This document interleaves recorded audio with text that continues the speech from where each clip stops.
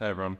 For those that know, this morning I had a pretty scary encounter. Basically, I was pushed onto gravel by a car coming front on. Hands are okay, but if you're not good with blood, probably don't watch the next minute or 30 seconds of this video. And it all happened in like a split second as well. So my phone's just been going off. So thank you so much for all the messages. I know I was pretty annoyed, so I put some posts on my story. I'm not too worried about cars on the road. I just think it was extremely unlucky. And at 6:20 a.m, I had bright lights on, but you never know. Could have been distracted or something like that. And yeah, that's the result. Obviously count myself extremely lucky, and could have been a lot worse. But I can now officially say that skydiving is a lot safer than cycling. So yeah, let's see how we go, and I'll catch you, I don't know, when I jump back on the bike or run or swim, I'm not sure. Left shoe has come off, worse for wear. If you're wondering what day it is post the accident, it's actually the afternoon.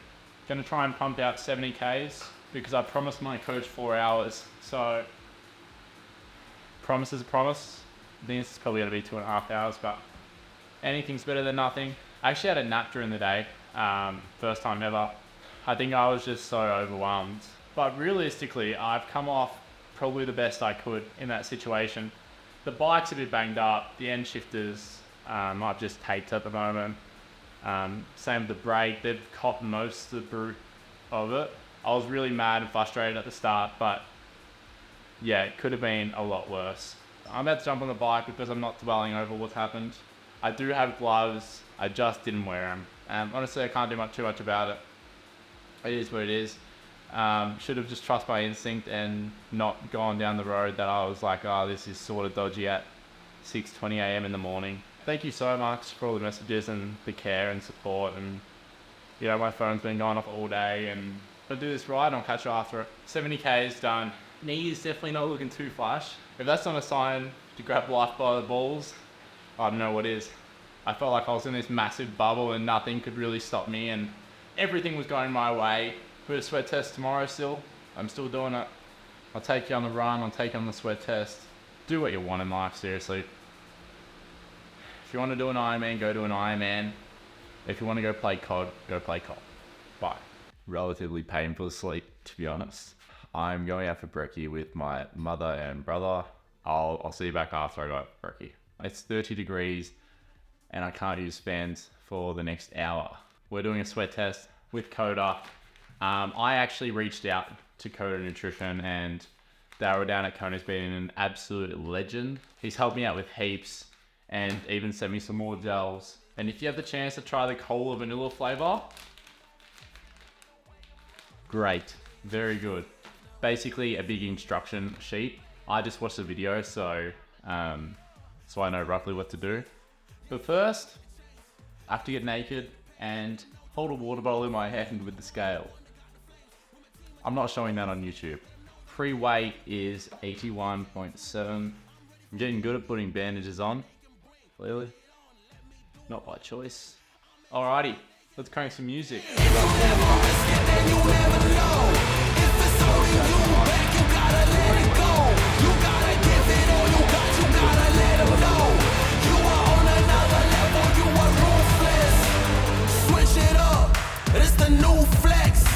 The floors are soaked. This bike needs a serious clean out. All my bandages came off as well. Everything came off. Just absolutely dripping in sweat. This is squeeze. Probably should have labeled them first, as it says. I feel like I lost way more sweat than left and right. Now I have to get naked again and weigh myself with the bottle. All right, just weighed in at 80.3. And I will fill out the rest from Zwift. I'm gonna send these bad boys off to Kona Nutrition. But first, we're gonna do a long run, and then we'll get stuck into the data of the sweat test. Sunscreen's on, gonna take one gel. Let's go for a run. It's got 30 minutes now, it's 30 degrees. I'm either about to get swooped on camera or 30 minutes zone 1, so we're going to try and go sub 135 BPM. Then basically just keep going up 10 BPM from there. So let's see how we go. Just finished up the run, nearly 15 Ks, but thought I'd stick to the program instead of pushing off it. Obviously a little bit sore hands and knees, but nothing unbearable.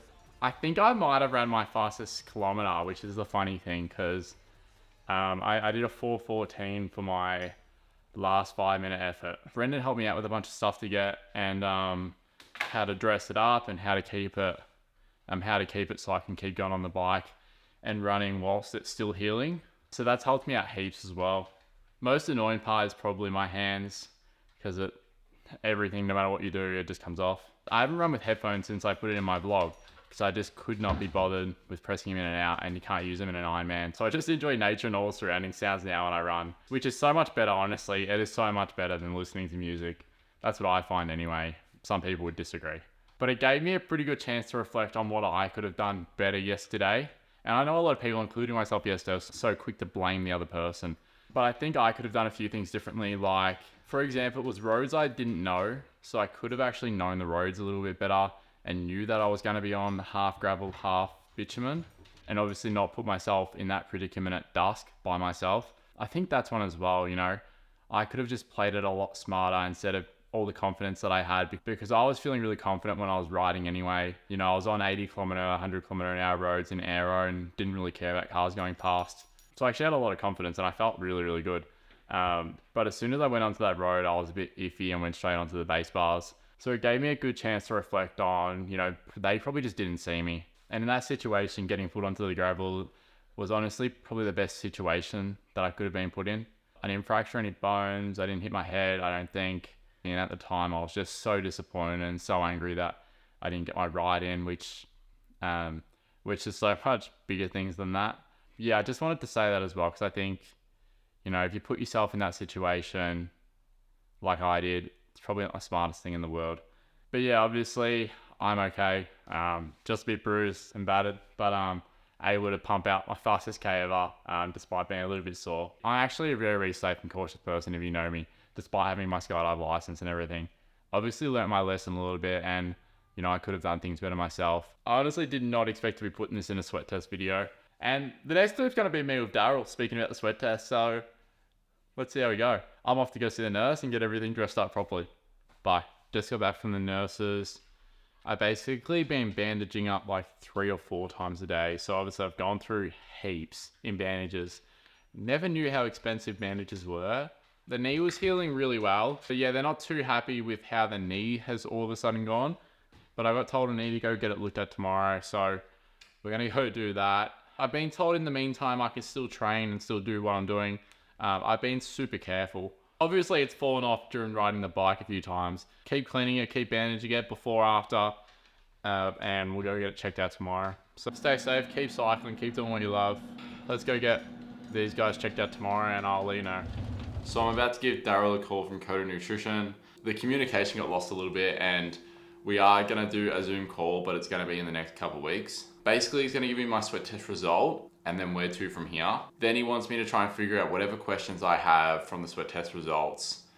Then going forward, instead of just talking on the fly, to actually ask some questions in regard to the results, which I believe is a good idea. And I think more people would get something out of that rather than us just having a chat. But yeah, that's the plan. So we're actually going to do it in a future video. And I'll link that here once I do it, and link whereabouts it is. But it will be in the next couple week episodes. But yeah, let's give him a call. Okay, mate, how are you? Yeah, not bad. How are you? You're doing Port Mac though, aren't you? Yeah. Yeah, okay. That's not too far away. Nah, 9 weeks. So that number, 980, Yeah. it's a pretty good number. Meaning that it's not too difficult to manage. Yeah. So I said to you that, you know, if you landed a Tassie and your sweat rate was 500 mils an hour, Yeah. what you do, you multiply the sweat rate, so 0.5 times your sodium concentration, which is 980. Yeah. So that's 490 milligrams of sodium that you're losing an hour at that sweat rate. Okay. So even though you're losing 980 milligrams for every 1 litre, Yeah. it's only only based on the sweat rate that you're experiencing at the time. Yeah, I get yeah. That you did that in 1.4 litre loss is pretty good. I would expect to see, for most people, a bit more than that. So I was like, if I go any harder, like I don't think I would have sustained it for 6 hours, but I think I would have sustained that for 6 hours, like, and then been able to run after it. So that's what I was going at. Yeah, perfect. So just try and mimic all the things that you're going to be doing on race day. Do them over and over again. Yeah. And it's just going to become a lot more, just a lot simpler when you've got a whole bunch of people around you. So this is the thing that your hydration's always going to be changing. Yeah.